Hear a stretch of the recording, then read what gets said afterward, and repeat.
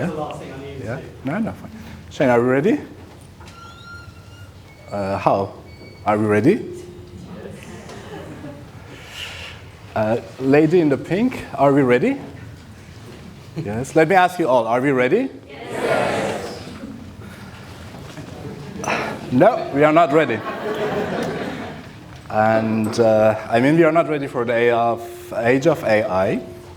And that's pretty much what I wanted to say tonight. Thank you very much. Have a nice evening. Well, I'm joking. And I should really stop reading from the script. I really should stop. Seriously. It's not a lecture if I keep reading. And here is when you're supposed to laugh. Well, these things happen when you ask ChatGPT to write your lecture. But going back to the main message, that we are not ready for the age of AI or AI age, that doesn't bother me much. Because, truth being said, we've never been ready.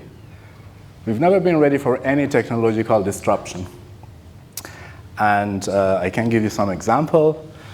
We've never been ready in the past when we started to afford buying books, and books were affordable and available to the public. We started to panic what sort of things people are going to print and what sort of things people are going to read. This is a cartoon showing a few ladies reading The Monk by Lewis, and showing and depicting the outrage and the horror of people reading this sort of material late at night, and that shows that back then people were worried about book and press. Later, when railway network was developing, particularly in the UK, people were worried that our body cannot tolerate anything faster than 30 miles per hour. We might explode if we move that fast, sitting on a train that goes, 40 miles per hour. And if you have traveled in the UK recently, that's pretty much the speed of the trains, even today. But it's pretty safe, at least in the sense that our body doesn't explode just because of the speed. Later on, when telephone was invented, people were very worried about it. People were worried that telephone would disrupt and would destroy our social interactions. This cartoon from 1879 shows two parents watching their children playing somewhere else in the planet, that is they, and they're communicating with the children over the phones, and they are also communicating to one another over the phone. So now we have a baby at home, and we have a baby monitor, and we have two smartphones. That's pretty much what we do every night. But back then, people were very much afraid of what telephone is going to do to our social interaction and our families. Later on, when electricity was invented and was being commercialized across the globe, again, people were very worried about the danger of electricity. And they were not ready for all these changes. And truth being said, they had the right to be worried because electricity was dangerous. Hundreds of people got shocked, hundreds and thousands of houses were burnt to the ground just because electricity was not regulated. For the first 50 years, people were using electricity, but there was no sort of national or global level regulation to reduce the risk and control the danger. I actually put together a little table in relation to these 4 massive inventions and improvements in technology in 19th century. And if you look at the time that they became widespread or they were commercialized and the time that regulations came in place in the UK or in the US, you see that there is always a gap of 10 to 15, sometimes even 50 years. So we are, in terms of AI, we are exactly in that gap at the moment. The technology is there, almost there. We're going to talk about it a little bit later.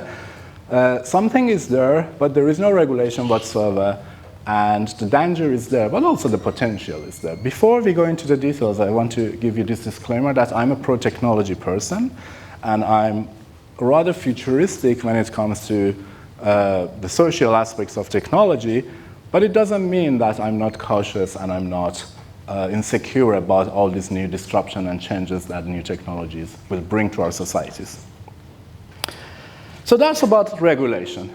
But there is always another side to a new technology, how people use it.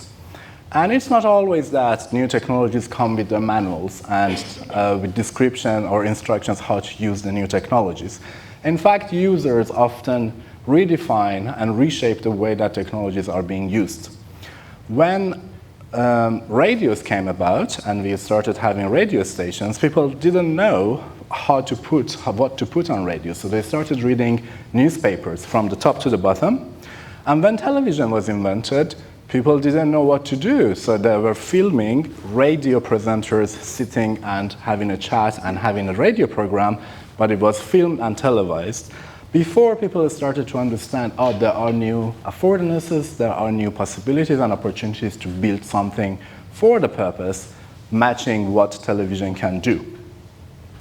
And these are examples of technology being there, but people are using them in the old mindsets because they are not yet, they haven't explored all the possibilities that the new technology will bring. And of course, if you're familiar with podcasts, that are primarily audio pieces that people produce.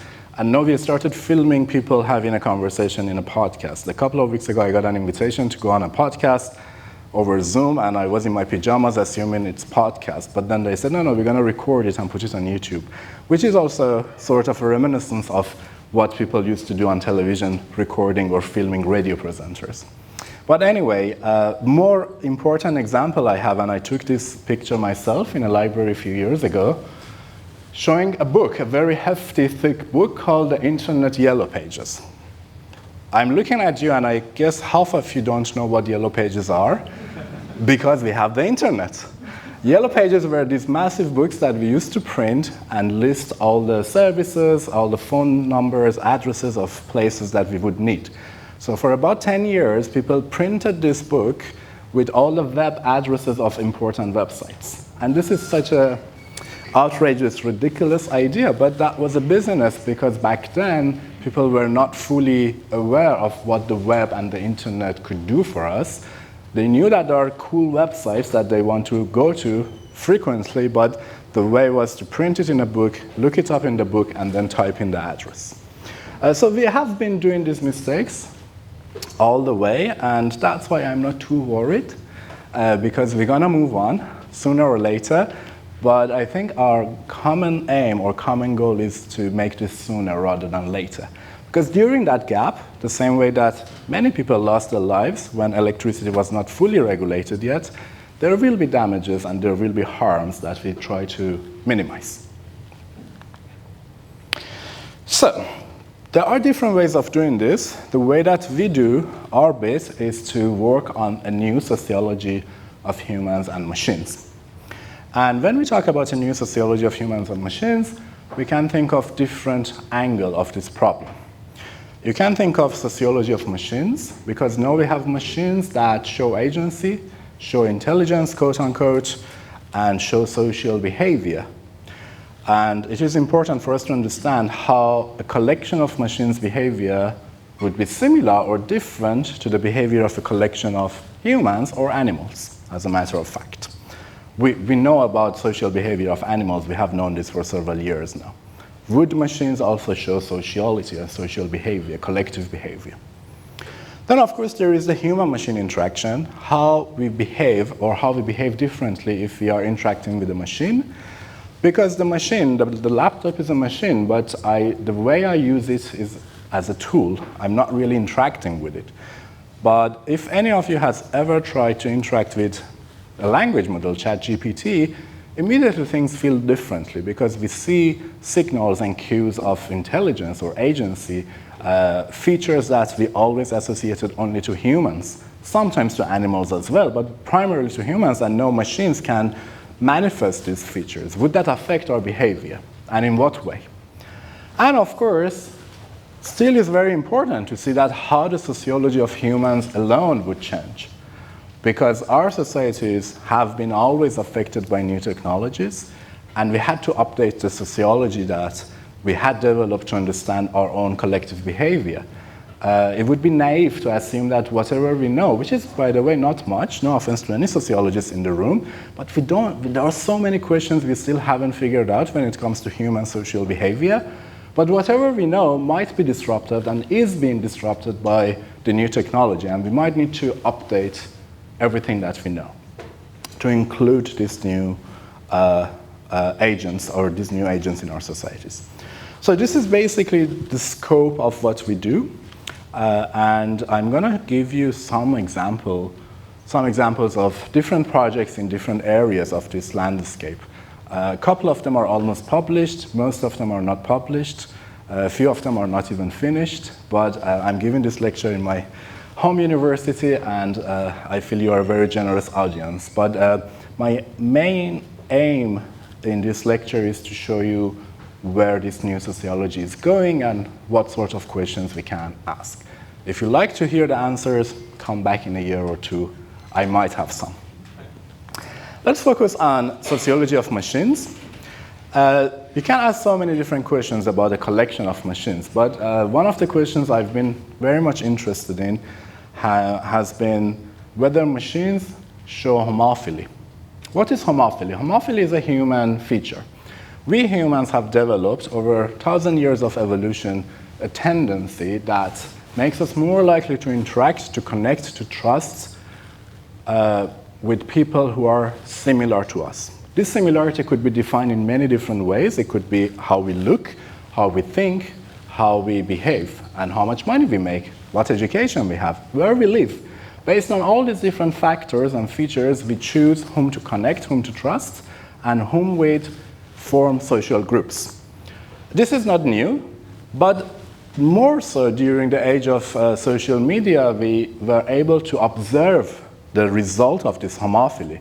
And one of the outcomes of this tendency is polarization. Okay? Because we are much more likely to follow someone on Twitter, on Facebook, on X, who posts things that we agree with.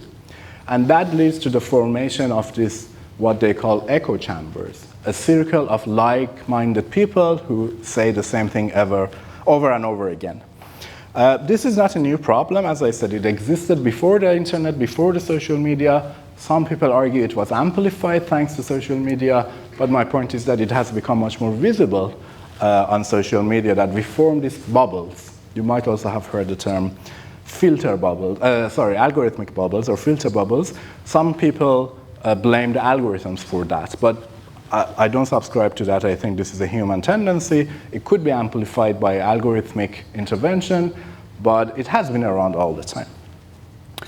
The question is that whether machines have the same tendency. If we have, let's say, thousands or hundred thousands of AI agents interacting with one another without human intervention, would they also form bubbles? Would they also create these tribes of like-minded people? Will they make political parties? And the short answer so far, based on 3 papers published this year, is yes. In fact, if you create a system of thousands of LLM, large language model agents like ChatGPT, but thousands of them, talking to each other, interacting with one another, following each other, unfollowing each other, what you get is actually very similar to the behavior that you get from humans on social media. Okay? And remember, these LLMs do not necessarily have political affiliation. They don't necessarily have those features that humans do have, like skin color, language, level of income, level of education. Yet, because they have learned from humans, and they are learning from humans, they show this tendency to create their own bubbles and separate themselves, groups of them, separate themselves from the rest of the society. What sort of social implications this might have remains there for us to think about, but this is something that has been observed at least repeatedly in 3 different studies. We ourselves also decided to do the same experiment. We are looking into a system where we have around 20,000 LLM agents. Think of 20,000 ChatGPT agents interacting with one another. We're very interested in knowing whether there is gender homophily in this network of machines. Okay, first of all, what is gender when we talk about machine? Very good question. Another lecture we can talk about it. What we did was we asked certain language models to infer gender of other language models, okay? Based on the content they produce. For example, if they use certain words that signals that they are more female-like or male-like, okay? we wanted to see how these machines see each other. And based on that, we looked at the networks of interactions and asked the question whether male AI agents and female AI agents are more likely to interact with other agents that have similar gender manifestation. And the answer was yes. A bit similar to human societies where people group based on their own gender identity in certain scenarios, in certain situations. Also, we saw that these agents group themselves, reorganize themselves into subgroups that have similar gender manifestations. And they reinforce each other's gender manifestation. They become more male or more female-like as the time goes, because we observe them for about a year. And as the network grows from week 1 to week 52, we also see that this homophily emerges.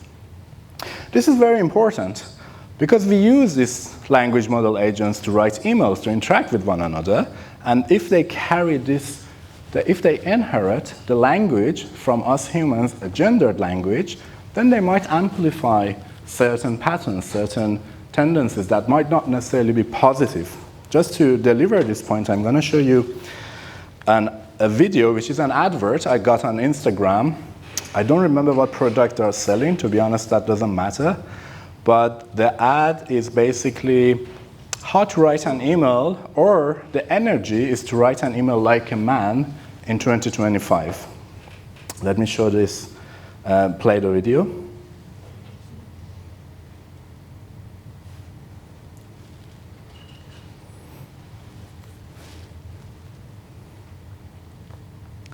So she's basically editing the email to look like an email that is written by a man.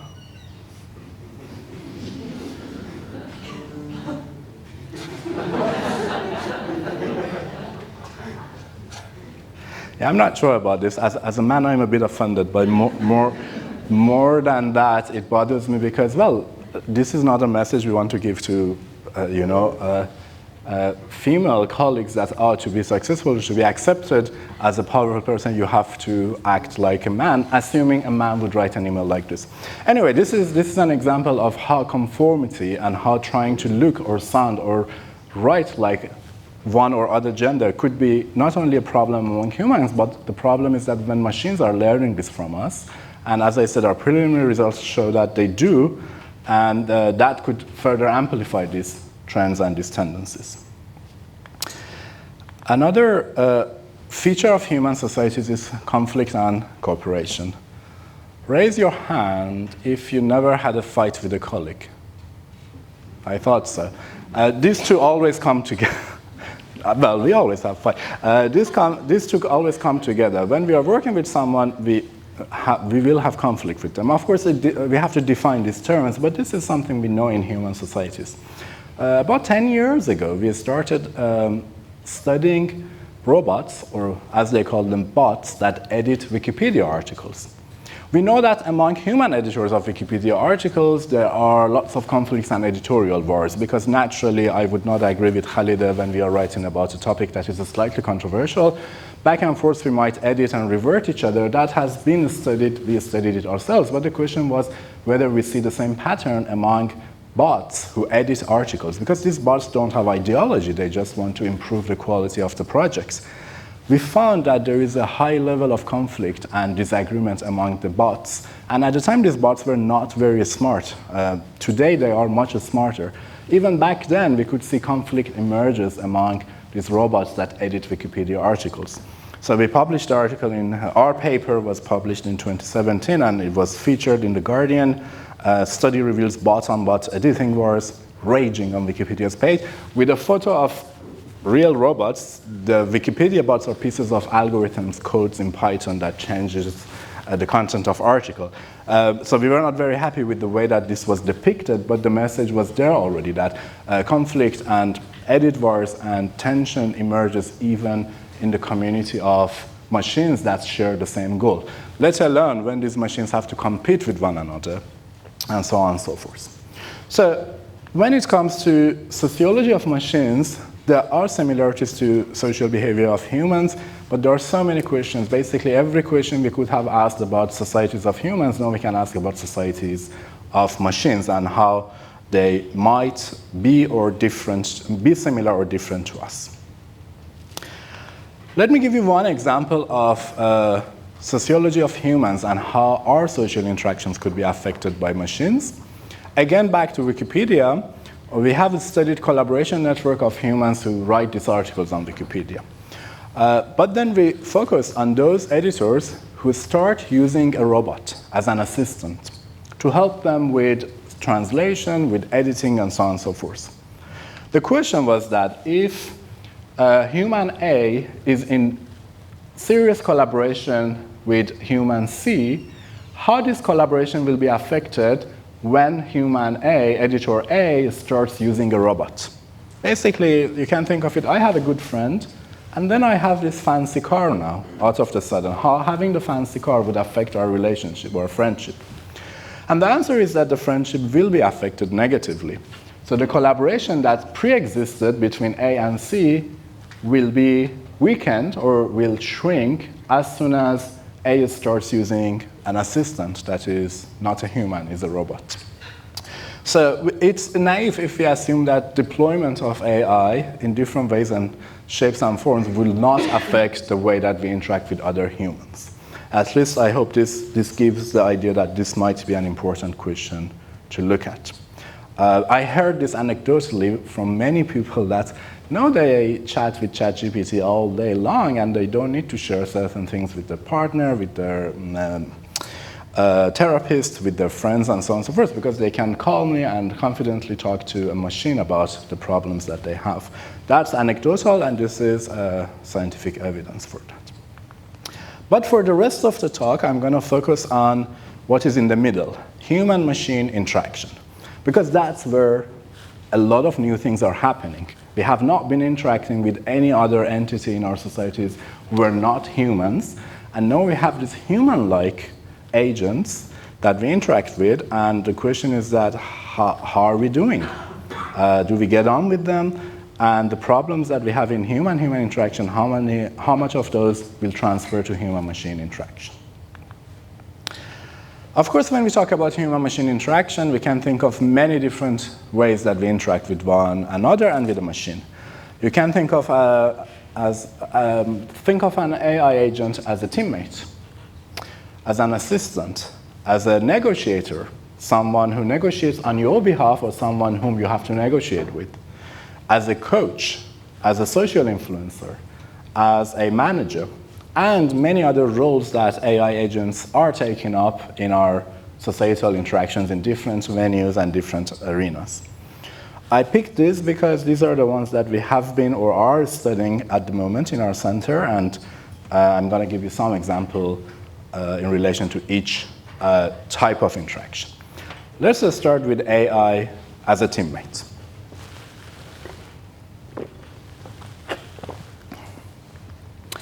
To test how we are interacting with AI as a teammate, we went to game theory and picked up a very classic game that they have been using in game theory to measure cooperation and defection among humans. Okay, but of course here we are introducing the machine. But let me explain the game first. Some of you might be familiar with the game that is called Prisoner's Dilemma. In essence, two people are arrested and the police is interrogating them. If they rat out, if they basically tell the police that, yes, we committed the crime, the person who does that will be released, the other person will go to prison. If they both stay quiet, the police cannot really do much, but if they both try to confess, then they get penalty, both of them will get penalty, but the penalty would be divided. You can translate this into a game with numbers and money. Each player has two choices, either to go solo or to go team.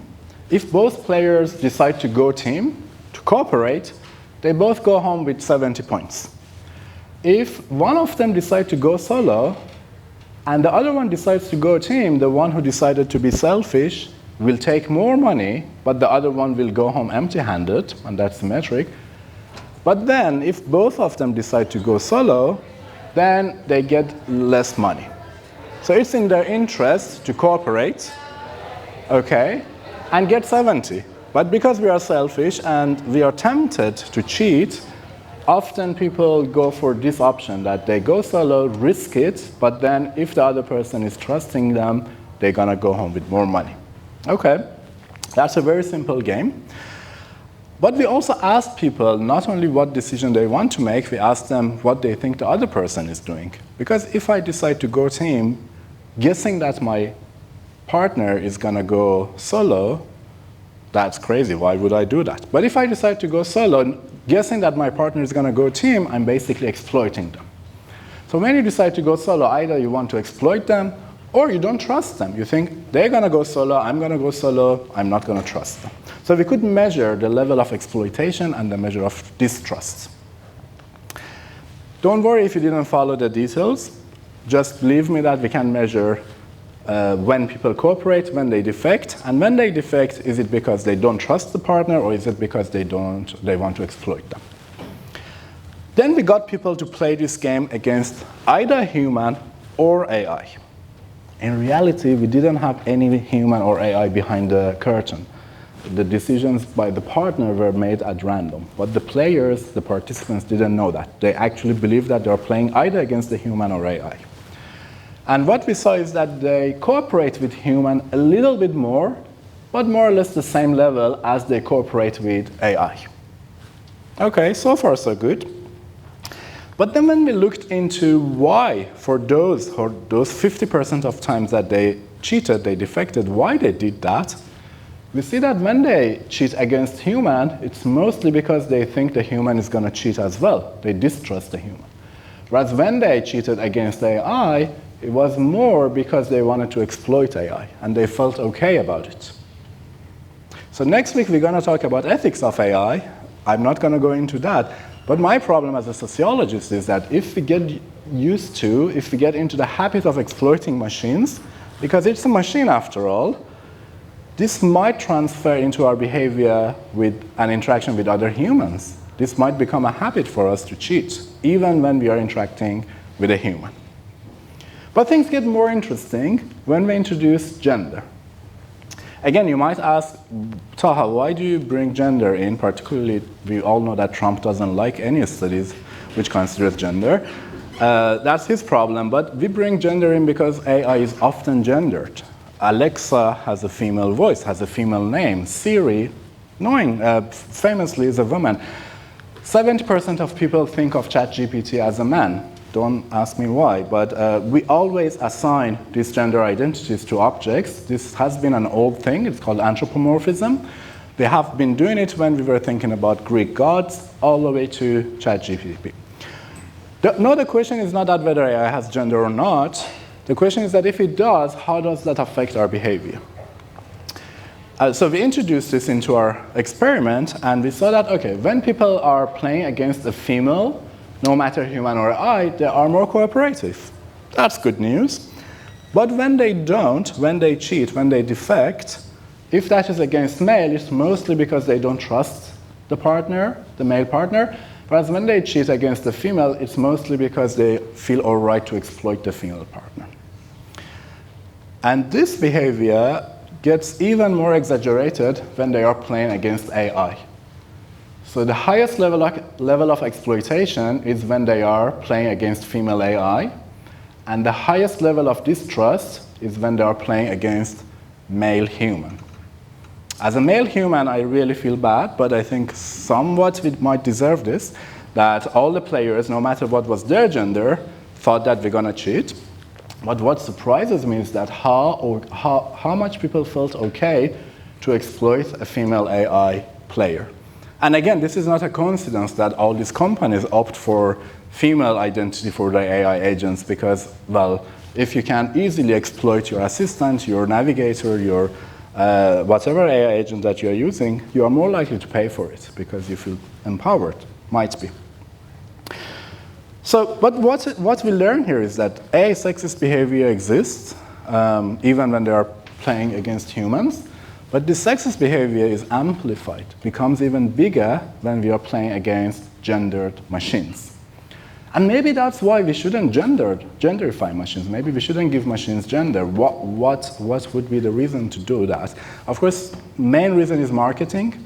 And there is this theory that if you give gender to machines, people are more comfortable interacting with the machine. It's very controversial. The evidence is going both ways. But the harm is obvious. Now I'm going to give you an example of another experiment in which we used AI as a manager. It's a simpler experiment, and if you didn't follow so far, this is a new experiment. We got a bunch of people in an online lab and first asked them what is their preference for a manager. If they are working in a team and they are managed by a manager, how would you trust or how much they assume that a manager is fair based on their different features? And people really had no preference. They had a slight preference for female managers. They scored female managers a bit higher, but generally they gave 7 out of 10. For example, when we asked them how fair do you think a female manager is, an AI manager, and so on and so forth. No preference whatsoever. Then we got these people to do a little puzzle for us, first individually, and then we assigned them to a group and we assigned them a manager. The manager could be human or AI, could be male or female. Okay? We told them that as you are now solving the same puzzle collectively with 2 other people, the manager is watching you. And when you finish, after 3 minutes, 4 minutes, the manager picks one of you as the best teammate, as the best player, and we give you 2 more euros or a few more euros. And the other 2 don't get this reward. Okay? And this decision is based on your performance, your communication, this and that. In reality, we picked the winner at random, because we were not interested in what they do. We were interested in how they perceive the manager's decision. So the decisions are completely random and coming independent from who the manager is. So we did that. We told them, you have a female manager, and at the end, we said that the female manager decided to give the extra 2 euros to this player. It could be them, or it could be one of the other 2. Then we asked them again the same question: how fair do you think your manager is? Remember, before the game, they had no preference. After the game, depending on what type of manager they got, they reacted very differently. Among those who received the extra money, who were chosen, who were the winners, they were very happy if that decision came from a male human manager. Slightly less impressed if the very same decision came from a female human manager. Maybe they thought, yeah, I was the best, I deserve it.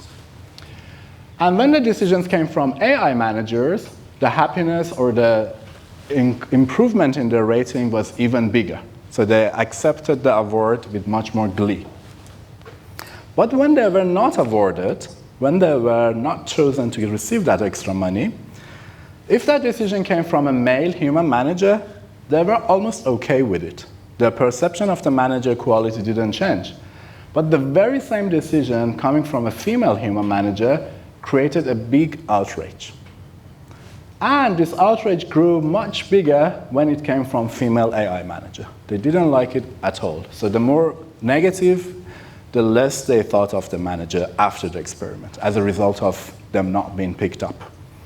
So if you use female AI managers in a company, you should expect a lot of outrage for every decision that this manager is making. And it shouldn't surprise us, because we have seen that discrepancy also among human male and female managers. But the gap here, the gender gap, becomes much bigger when we move to AI managers. And some of you might be familiar, some of you might think this is too futuristic. Who is going to use AI managing companies? I can tell you people are already doing this. People are already assigning managerial tasks to machines, with or without gender. And I've been talking to companies who were sort of ready to release their AI agents, and they were discussing how to name the agent, whether give it a human name, whether give it a female or male name. And you can imagine how anxious I was, telling them, don't just give a name that sounds like a human and has some gender cues in it, because that could just make things much more complicated. But it was also quite interesting to me that they were so agnostic and ignorant of these effects that could be given or could be produced as soon as you start anthropomorphizing machines and giving human-like features to machines. So then we thought how we can fix this. Maybe people are so harsh against AI managers because they generally assign competence to one or other gender. By the way, in our experience, we looked into other gender identities as well, but I'm not showing the results because I have limited time. So we introduced competence. We introduced these agents with different characteristics, either high competence and low competence. We expected that if we tell players that this manager is high competence, then the outrage and the gender gap should vanish. In one experiment, we gave them a text. Basically, we said that this manager is very competent. To half of them, and to the other, we said that this manager is not very competent. And we realized that for the high competent managers, actually the outrage shrinks, it declines, but the gender gap more or less exists. Still, high competent male managers receive less judgment when they make an unfavorable decision. Then we thought, what if we code competence in an image? And don't ask me how. Rachel has done all this work, and there is a method to do that. You can generate artificial images that code different characteristics. Here we have high competence, low competence, different genders. And it's tested. Majority of people actually think of this image as a high competence female, and so on and so forth. Whereas these images are not showing any real human. These are artificially generated. When we use these images for the manager, we saw that the problems that we have got worse. Actually, the outrage grew. The gender gap disappeared, but not everyone is unhappy. Particularly, they are unhappy when they are dealing with a high competence manager, which is very confusing because we thought that competence could fix the problem. We are still discussing this, but the message is that, again, don't anthropomorphize machines. Don't give human-like faces to machines because it might make things very complicated and backfire. Well, that's the summary so far. Anthropomorphism doesn't help. Gendered AI might amplify sexist behavior, and giving AI a human face may actually make things worse. Now I'm quickly talk about using AI as a coach. In a different experiment, different task, our participants were supposed to debunk misinformation. They were given a piece of misinformation, like migrants eat cats and dogs. You might believe that, but I don't, and I think that was misinformation. Now they have to write a text, say why this is misinformation, debunk it. Okay, that's a very common task for many people these days on social media. But as they were doing this, they would receive some feedback from an AI agent. And this time we actually used an AI agent. We used ChatGPT to give them some feedback. And then they could improve the text they had written. But this feedback could be supportive of what they had already said, could be against it, arguing against it and trying to change their opinion, or could be neutral. We assume that if we push back, if we argue with them, and then they revise their text, it becomes better. Because a negative, a pushback might make them to try harder. But what we saw, by the way, this is how it works. They are given a piece of misinformation, they have to write a note about it, and then they get the feedback, and then they revise it. And we look at the quality of these notes that they have written. And ChatGPT does this amazingly, because whatever you ask ChatGPT to do, it does it for you. I can give you an example. Imagine there is a tweet that says, if I go back in time, I will kill baby Hitler. This is not really misinformation, but this is a very odd thing to say. And imagine the comment is, oh, this is an abusive tweet because it encourages child abuse. Okay?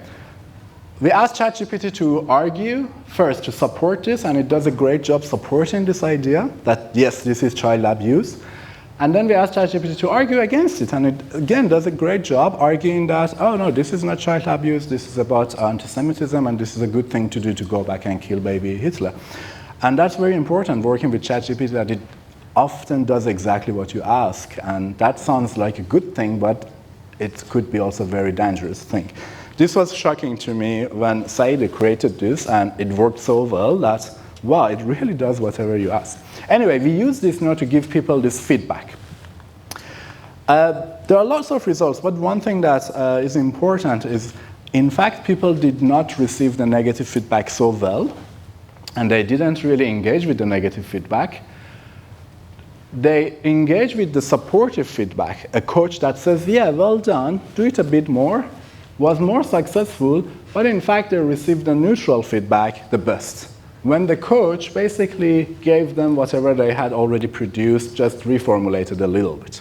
So what we learned here is that people interact, when it comes to political content, people interacting with machine are not seeking political advice or politically charged information. They basically want to hear what they already have said, maybe in a better language.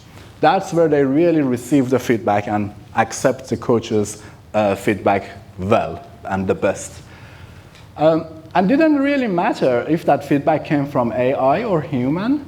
In fact, the only difference we see that when the feedback is argumentative, when the feedback is negative, they take it better from AI than human.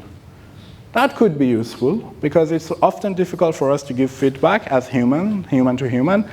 And if we do, it's not necessarily accepted. But at least in this case, the negative feedback coming from AI was slightly more acceptable by participants. It's getting simpler in a minute. Let me just show you one last example where we used AI as a social influencer.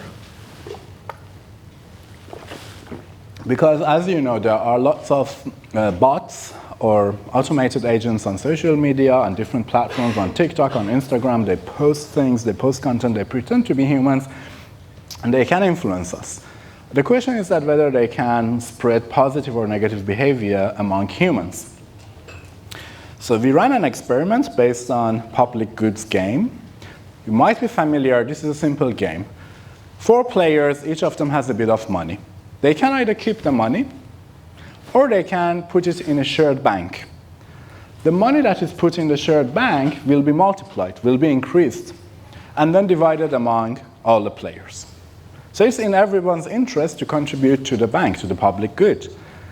Unless I'm selfish and I assume everyone else is doing that, so I keep my own money, that's safe, but also I get my share from the public bank. It's a simplified version of, I don't know, pension trust or any other sort of shared goods or shared assets system that we have. No, one of these players is not a real player, is a machine, is an AI. And it always does the same thing. Either it's very selfish and keeps all its money, or it's very generous and it always donates all of its money. The question is that whether other players learn from this robot. They don't know what is behind the scene. They don't know what is the strategy, but they know that if there is a machine playing or if all of them are human. So the results are super interesting because when we have a player that is always cooperative, people do learn from that player and become more cooperative. They contribute more to the bank, but that player is more effective if it's labeled as a human. So they learn the good behavior from human at a higher rate. They learned it also from a bot, but at a lower rate.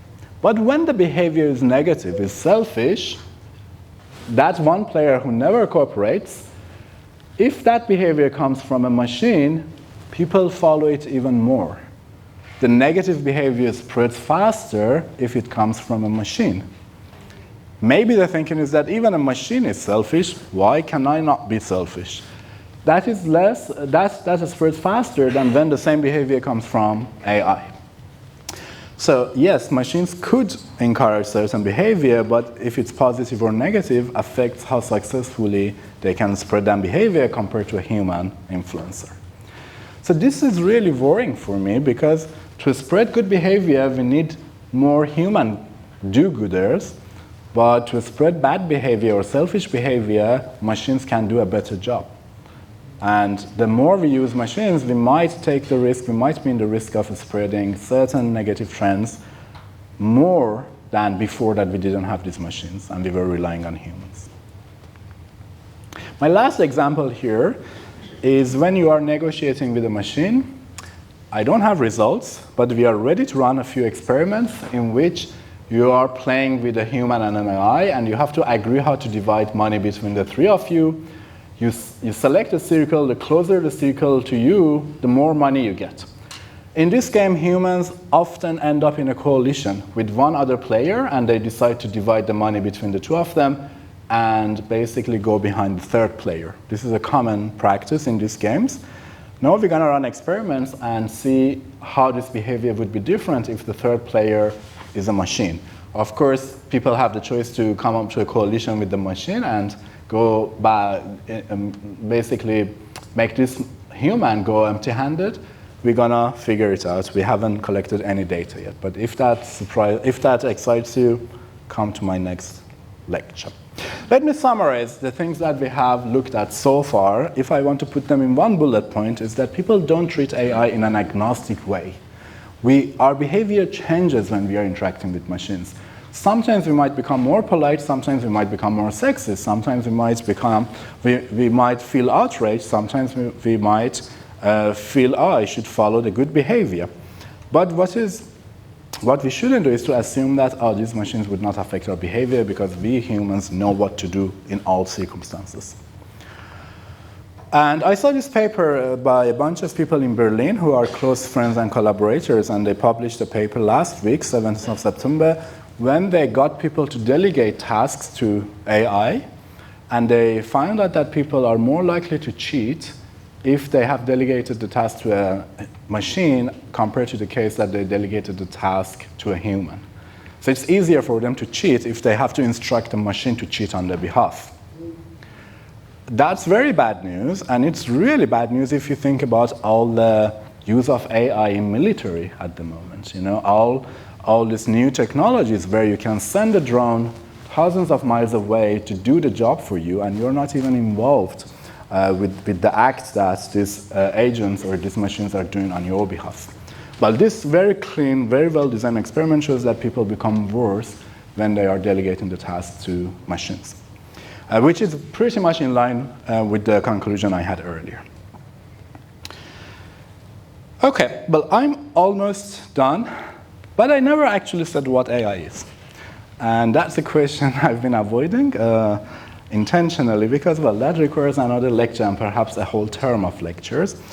But in a way, it doesn't matter because in our experiments, we didn't tell people what AI is either. We gave them very little explanation, but their own perception of what AI is, which is a fluid thing. What we think of AI today is very different to last year and 10 years ago. 10 years ago, most of us were not even interested. It matters, okay? Yet, the details, so it's a fluid thing, it's a fluid perception we have of AI, but it doesn't matter in a way that even if we don't go into that details, people's behavior still changes depending on their own personal perception. So it does matter and it doesn't matter. Some of the results I showed you will be the same no matter how you introduce this machine. And when, of course, we talk to colleagues and friends and normal AI users, at the moment, 99% of the time we are talking about language models, ChatGPT. For most of us, AI is only that. And to be honest, that's the only and the one successful sort of service that could be confidently assigned to AI. It's a huge topic. Do we have intelligence? Is AI a good term historically? Why we call it AI? We could have called it something else. There is a whole area of discussion, and I hope in the next 3 weeks, some of those questions be discussed with my colleagues. But I want to talk about the hype, because again, as a sociologist and not a philosopher, I know that the hype about AI is much more than the reality of it, and that is for sure. If you call ChatGPT AI or not, it's one thing, but we are bombarded with ads on social media, on YouTube, on the buses in Dublin, where they use AI, egg freezing powered by AI, service offered in Coombe Hospital. I know about this because I told you we just had a baby, and I'm at the age that most of my friends are talking and discussing these issues, and I had to go and read about this. That's amazing. AI, egg freezing technology, this must be, it's complete snake oil. And I don't mind if they show up, colleagues from Coombe Hospital show up at my door tomorrow. I stand by my words. There is no AI in whatever they advertise. I went to the website, I downloaded the PDF, 3 pages, nothing scientific there. But we do these things, and we are bombarded by this information. And it shapes the narrative around AI. So part of the narrative is shaped by industry. The rest of it, that's AI girlfriend. I'm not going to even talk about it. Okay, the joke is that you can create an AI girlfriend on this app. I haven't tried it. But you can also give it traits. You can have it cute, cheeky, shy, or toxic. And I wonder who would create an AI girlfriend who is toxic, or boyfriend, as a matter of fact. Just get a human ones. They are very good at, that's the one thing we are very good at being. So anyway, we are bombarded with this from the industry because that's where the money is. And then the rest of the narrative is framed and shaped by Hollywood. This diagram shows the percentage of movies made in Hollywood over the past 20 years that are around AI. Of course, it's increasing, and it's movies, okay? I don't expect the movies to be scientifically accurate. But sadly, this is almost the entire narrative that we get, because scientists don't tell us what AI is. Politicians have no idea. It's industry or Hollywood. And given how little design elements could affect our behavior that I showed you, this narrative could play a very important role in our collective behavior in the years to come. It's important how we understand AI, it's important how we present, design AI, and it's important how we talk about AI. I put Jenny Moran's photo up here, a new colleague back to Trinity from Cambridge, because we were chatting the other day, and she pointed out a very interesting point. You all have heard of hallucination, when language models hallucinate, right? When they basically give us gibberish. And if you know a little bit how language models work, that shouldn't surprise you at all. It's a probabilistic model. It looks at all the text that is fed to it, learns from it. It looks at the prompt, it looks at what you said, and tries to guess what word is most likely to appear next. And naturally, sometimes it works, sometimes it doesn't. There is no magic there. But even the way that these companies, in this case OpenAI, labels this problem, this error, this mistake, by calling it, oh, it's hallucination, which is sort of cute and sexy and magical, is a problem. For lack of time, I mean, I didn't have much time to come up with a good example to illustrate what I'm trying to say, and I'm not 100% sure if technology is going to work, but for me, hallucination could be very well explained by looking at this video, which is a speech by Miss Teen USA 2007 when they had to answer a question. Recent polls have shown a fifth of Americans can't locate the U.S. on a world map. Why do you think this is? I personally believe that U.S. Americans are unable to do so because some people out there in our nation don't have maps, and I believe that our education, like such as in South Africa and Iraq, everywhere like such as, and I believe that they should, our education over here in the U.S. should help the U.S. or should help South Africa, and should help Iraq and the Asian countries, so we will be able to build up our future. Thank you very much. Don't worry if you didn't get much. So it's a very good example because it sounds English. It has perfect grammar, good vocabulary, good accent. If you don't speak English, you think that must have been a good answer. But when you think about what was said, it's completely gibberish, okay? And I understand because there is time pressure, the lack of information, a question they never seen before. They just come up with a string of words.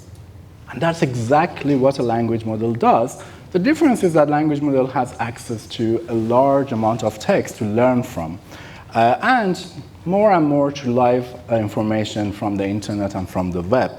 But in its essence, it's a language model. That means it's very good at stringing words together.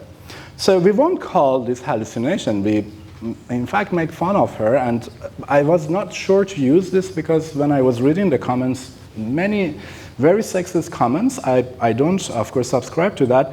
But under time pressure and with little resources, you come up with things. I have done this many times in every job interview I went to, apart from the one for here.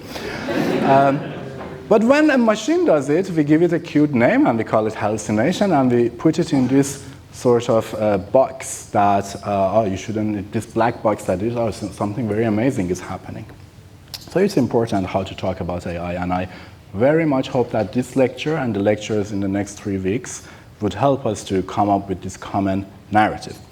If I am to summarize, and that's a question I get a lot, do you think AI would be the end of humanity? No. AI surpassing humanity is not my biggest concern. I'm concerned about human ignorance, prejudice, bias, and cruelty being magnified and reinforced by AI. If there is a problem, it's with us rather than AI. And I want to thank all of my colleagues. Most of them are here, because you perhaps noticed none of the work I presented is actually my work. So these people are doing the work. At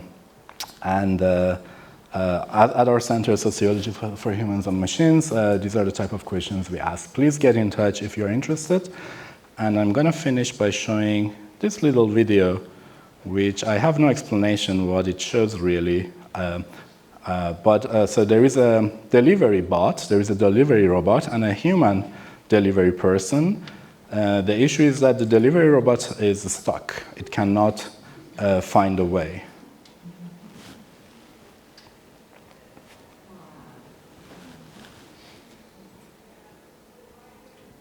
This is in Finland.